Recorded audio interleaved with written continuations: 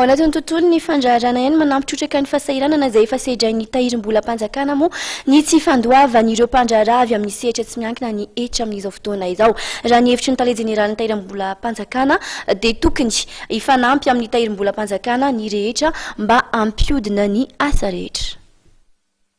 Ny Tahirim-bolam-panjakana hatramin'izay efa taona mahery zay nanaovana ny krizy dia efa tao anatin'ny fahasahiranana efa naverimberina foana satria mbola misy olona mieritreritra fa tsy sahirana ny firenena. Ny fahasahiranana aty amin'ny Tahirim-bolam-panjakana dia midika zavatra roa. Voalohany indrindra ny fiainan'ny vola tokony hiditra, na ny vola fanampiana avy any ivelany io na ny vola amin'ny alalan'ny hetra sy ny ladoany. Tsy vo izao no miena ny vola raha mihoatra amin'ireo vinavina any anatin'ny tetipolo fa dia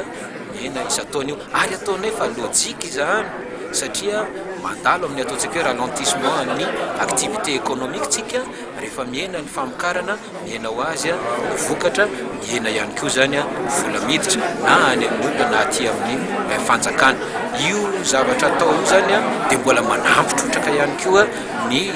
fahasahiranana aty amin'ny Tahirim-bolam-panjakana ary zahay nandritran'izay efa taona sy 5 taona zay dia tsy mbola niteny hoe mandeha ho azy.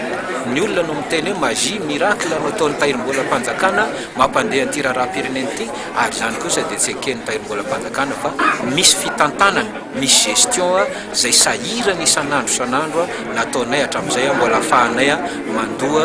ny karama ny mpiasam-panjakana sy ny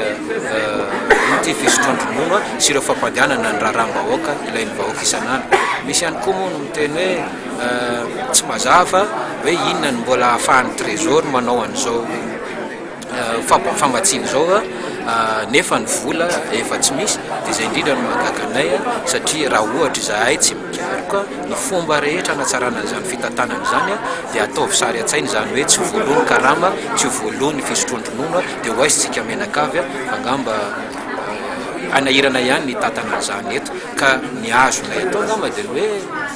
tokony hifanampy amin'ny Tahirim-bolam-panjakana ary ny olona rehetra raha ohatra ka mbola hoe tiana ihany no amatsiana ny fandaniam-bola ny fanjakana izay ilain'ny vahoaka andavanandro satria miantraika any amin'ny vahoaka ny asan'ny Tahirim-bolam-panjakana malagasy fa tsy miantraika any amin'ny olona hafa mihitsy.